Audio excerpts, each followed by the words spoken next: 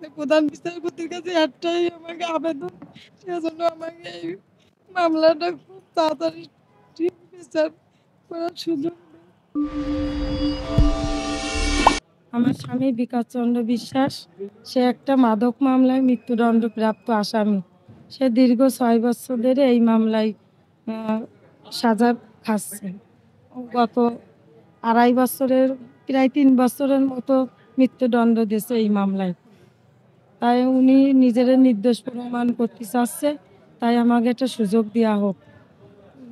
জেলখানায় বসে প্রধান বিচারপতির কাছে উনি চিঠি দিছে যে এই মামলা নিম্ন আদালত থেকে আমাদের ঠিকমতো বিচার করা হয়নি, তাই আমরা উচ্চ আদালতে, উনি প্রধান বিচারপতির কাছে চিঠি দিয়েছে যে আমার নির্দোষ প্রমাণ করতে আমার ৩ দিনের সুযোগ দেওয়া হোক।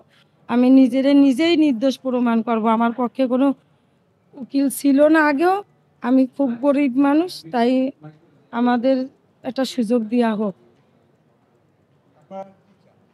আমি এখন চাচ্ছি, আমার স্বামী গত ৬ বছর হয়ে গেছে এইভাবে সাজা খাচ্ছে, তাই উনি চাচ্ছে যে আমরা হয় মৃত্যুদণ্ড সুযোগ দিক, সে নিজের নির্দোষ প্রমাণ না করতে পারি, তাহলে আপনার এই কোর্ট যদি উনারে দ্রুত ফাঁসি দেয়, সেই ফাঁসি উনি মাথায় বহন করে নেবে।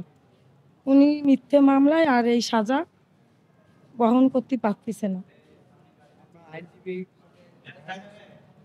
হ্যাঁ, আইনজীবী, আমি আগে যে আইনজীবী ছিল সেই আইনজীবী আমি চেঞ্জ করেছি।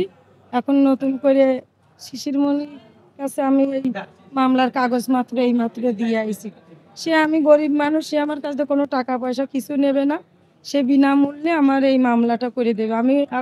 আমি খুলনা কোর্টের সামনে আমি এবং আমার মা ডিম বিক্রি করে আমরা চলি। আমরা খুব কষ্টে জীবনযাপন করি আমার এইটুকু মেয়ে নিয়ে।